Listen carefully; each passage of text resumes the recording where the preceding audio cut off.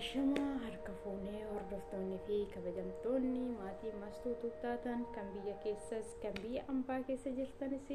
akka mul'atanii nagaa bultanii ani nagaa kootas ni foolee galata waaqayyoo obboleettiin keessanii jirtu ani jirra siniin jechuun jaladha warroota amantii musliimatiif baga guyyaa jumaatis hin geessinin jedha warroota amantii biraatiinis akka mul'atanii nagaa bultanii ani nagaa kootan oolee galata waaqayyoo siniin jechuu jaladha jirtu hundumti keessanuu ani jira obboleettiin keessanii akkasumas yaada gabaabduu isinii fidadhee dhufeen ture maaliif yaadni gabaabduun naan jechuu dandeessu bakka yeroo baay'ee jechuudha ni cannaqamna yeroo baay'ee bakka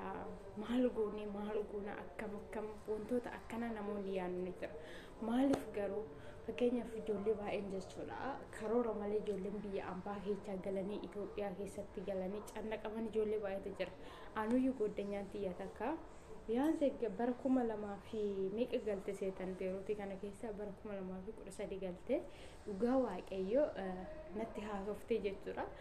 ani biyya ofii keessaa ba'anii biyya ambaatti nafan jedhee malee beekuun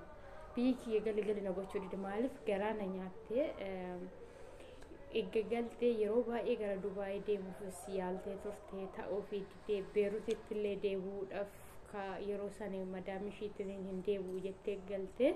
sababa sanarraan kan ka'e dhugaa waaqa baay'ee cinqiirra jirti micoomtuun isiniin jechuuf ani maaliif nuun jetta kanaa jechuun keessanii nafuuf maaliif obboleewwan koo ijoollee shamarranii warri daa'ima qabdanis warri daa'ima qabdanis karoora godhannee biyya keenyatti yaa galu karoora malee biyya keenyatti akka hin galle dhugaa rabbi ati ofii keetii maal godhatteetii namoonni naan jechuus danda'u garuu anis atis isheenis hundumti keenya karoora godhannee osoo biyya keenyatti galle karoora malee osoo biyya keenyatti galuu baanne yeroo baay'ee karoora malee biyya keenya galuun baay'ee nu miidhaa jira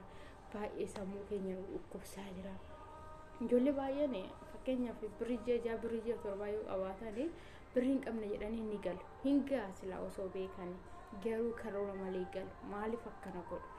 gana ani hin beekne namoonni baay'een jechuudha gana asii galanii Itoophiyaa galanii sammuu ofii of cinqaa jiru sammuu ofii of jeeqaa jiru maaliif garuu duraan dursinee asitti osoo hin galin hin dura galuuf jiini saddeeroo nu hafee kan qabnu qoxxoobannee kan qabnu karoora irra oolchinee biyya keenyatti yaa galu ganaa gallee biyya ormaa hin hawwin obboleewwan koo aga yoomi shaqqaalaa jedhamnee bulu aga yoomi namaa gaditti ilaalamnee bulu fakkeenyaaf an akka mataa kootitti